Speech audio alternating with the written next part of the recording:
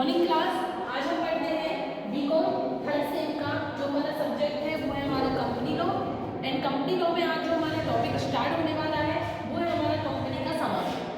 Company को समाप्त किस तरीके से किया जाता है, कंपनी का समापन क्या होता है। तो सबसे पहले आपको बता दें कि इससे पहले वाली वीडियो में हमने आपको अंतर नियम, सीमा, पार्षद नियम कंप्लीट करा दिए हैं, तो आप लोग पिछली वीडियो जाकर देख सकते हैं जिससे आपका कोई भी टॉपिक मिस ना हो। आज की वीडियो में पढ़ेंगे हम कंपनी का समापन। तो सबसे पहले हम ये देख लेते हैं कि कंपनी का समापन क्या होता है और कंपनी का समापन किन दशाओं में किया जाता है। तो सबसे पहले हमारा कंपनी को समाप्त करना, जैसे कंपनी के समापन से अपन को ये बात तो क्लियर हो रही है कि कंपनी को समाप्त करना। तो कंपनी का जैसे स्टार्ट होता है, कंपनी का जैसे जन्म होता है, कंपनी का जन्म किसके द्वारा होता है? कानून के द्वारा। उसी के द्वारा कंपनी का मृत्यु होती है। कंपनी की कभी भी प्राकृतिक मृत्यु नहीं होती है। कंपनी के सदस्य मर जाने के बाद कभी भी कंपनी मरती नहीं है। कंपनी के सदस्य की कभी भी शादी हो जाने के बाद हमारी कंपनी कभी भी शादीशुदा नहीं कहलाएगी। उसी प्रकार कंपनी के मालिक और कंपनी का आपस में संबंध तो होता है, लेकिन अगर कंपनी के मालिक को कुछ हो जाए तो कंपनी को कोई भी प्रभाव नहीं पड़ता है। तो अपन सीधी सी डेफिनेशन देखते हैं कि जिस प्रकार एक कंपनी का जन्म कानून के द्वारा होता है, उसी प्रकार उस कंपनी की मृत्यु भी कानून के द्वारा ही होगी। जैसे एक एग्जाम्पल है, एक कंपनी की मीटिंग में, कंपनी की मीटिंग चल रही थी और वहाँ एक बम घला, तो कंपनी के जितने भी सदस्य हैं सारे सदस्य मारे गए, लेकिन कंपनी की मृत्यु नहीं हुई। क्यों? क्योंकि कंपनी की प्राकृतिक मृत्यु होगी ही नहीं। मतलब एक हाइड्रोजन बम भी कंपनी के सारे सदस्य को मार सकता है, लेकिन वो कंपनी की कोई भी किसी प्रकार से कुछ नहीं कर पाता है। यही तो हमारी ये तो है हमारी कंपनी। और अगर गवर्नमेंट कानूनी रजिस्टर से हमारी कंपनी का नाम हटा दिया जाए तो हमारी कंपनी का समापन हो जाता है। तो सीधी सी बात है कि कंपनी जिस प्रकार हमारी कंपनी की ओपनिंग स्टार्ट, हमारी कंपनी खुलती कानून के द्वारा है, उसी प्रकार हमारी कंपनी बंद भी कानून के ही द्वारा होती है। जब तक गवर्नमेंट जो उनकी फाइल है उनमें से, उसकी रजिस्टर में से हमारी कंपनी का जो नाम है वो हटता नहीं है, हमारी कंपनी का समापन नहीं माना जाएगा। अब देखते हैं हमारी कंपनी के समापन के प्रकार। समापन कितने प्रकार से होता है? तो हमारी कंपनी का समापन ए एंड बी, दो प्रकार से हमारी कंपनी का समापन होता है। ए है हमारा प्राधिकरण द्वारा समापन एंड बी है हमारा ऐच्छिक द्वारा समापन। तो प्राधिकरण द्वारा समापन किन दशाओं में होता है हम उनको देखते हैं।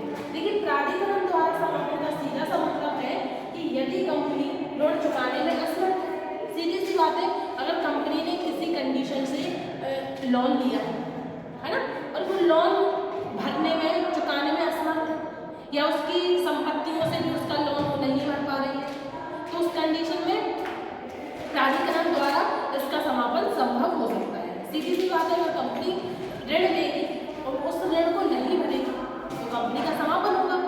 और क्या होगा? कंपनी जैसे हमारी चल रही है लंबे समय में, उसको किसी कारण से लॉस हो गया, उसने फिर लोन ले लिया है ना, फिर उसको लॉस हो गया, फिर उसने लोन ले लिया। इस तरीके से कंपनी कब तक उन लोनों को भरेगी? तो कभी ना कभी तो ऐसा समय आएगा कि वो उस कंपनी के ऋणों को चुकाने में असमर्थ हो जाएगी, और वही असमर्थ की दशा हमारी क्या होती है? प्राधिकरण द्वारा ऐच्छिक समापन में ऐड हो जाती है। तो सबसे पहला है हमारा प्राधिकरण। यदि कंपनी अपने ऋण चुकाने में असमर्थ हो, कोई भी कंपनी को अगर वो अपने ऋण चुकाने में असमर्थ होती है तो प्राधिकरण द्वारा उसका समापन संभव होता है। दूसरा है हमारा, यदि कंपनी एक विशेष प्रस्ताव पास करती है। क्या करती है? विशेष प्रस्ताव पास करती है। कंपनी अगर किसी प्रकार से कोई विशेष प्रस्ताव पास कर लेती है तो भी प्राधिकरण द्वारा उसका समापन संभव हो जाता है। एंड तीसरा है, यदि प्राधिकरण के लिए कंपनी का समापन उचित है। अगर प्राधिकरण, देखो नेक्स्ट है हमारा, यदि प्राधिकरण की नजर में उस कंपनी का समापन ही उचित है। देखो, दो तरीके से होता है। एक तो हमारी कंपनी की जैसे ओपनिंग होती है, उसको नहीं लग रहा कि समापन, बहुत ज़्यादा लॉस में भी हमारी कंपनी चलेगी, लेकिन वो नहीं चाहता कंपनी का समाप्त करना, नहीं, वो कह रहा है कुछ तो आज नहीं तो भविष्य में तो हमें कुछ ना कुछ प्रॉफिट होगा, तो हम कुछ कर भी सकते हैं। लेकिन अगर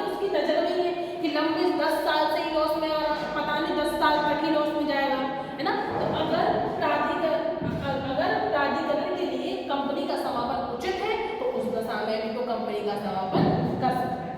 फिर है हमारा ऐच्छिक द्वारा समापन। ऐच्छिक जैसे नाम से ही स्पष्ट हो रहा है, अगर वो चाहता है ऐच्छिक समापन मतलब अपनी इच्छा से समापन, अगर वो चाहता है कि उसकी मतलब वो विशिष्ट प्रस्ताव पास करके हमारी कंपनी का समापन हो जाए, हमारी इच्छा से हमारी कंपनी का समापन हो जाए, तो भी हमारी कंपनी का समापन हो सकता है ना। तो उसको क्या कहेंगे अपन, ऐच्छिक समापन। ये है हमारे समापन के प्रकार। एक बार और हम देख लेते हैं, एक बार और से डेफिनेशन को हम दोहराएंगे कि जिस प्रकार हमारी कंपनी का जन्म कानून के द्वारा होता है, उसी प्रकार हमारी कंपनी की मृत्यु भी है वो कैसे होती है, कानून के द्वारा ही संभव होती है। कानून के जब तक हमारे गवर्नमेंट रजिस्टर कंपनी अधिनियम 2013 के द्वारा हम उसको रजिस्टर कराते हैं और जब तक हम वो अपना रजिस्टर से नाम नहीं हटवाते हैं, हमारी कंपनी का किसी प्रकार से समापन संभव नहीं है। और फिर इसके प्रकार दो तरीके से होती है, एक होती है प्राधिकरण द्वारा समापन एंड दूसरा होता है हमारा ऐच्छिक समापन। और साथ ही आप लोगों को बता दें कि जो डे बाई डे आपको टॉपिक्स बाय टॉपिक्स कंप्लीट कराए जा रहे हैं, तो आप लोग अपने नोट्स तैयार करते जाएं जिससे आपको परीक्षा के समय में किसी प्रकार की प्रॉब्लम ना आए। और वीडियो के साथ आपको नोट्स भी मिल जाएंगे। अब आप लोग एक नोट कर लीजिए, फिर आपको आगे बढ़ाएं।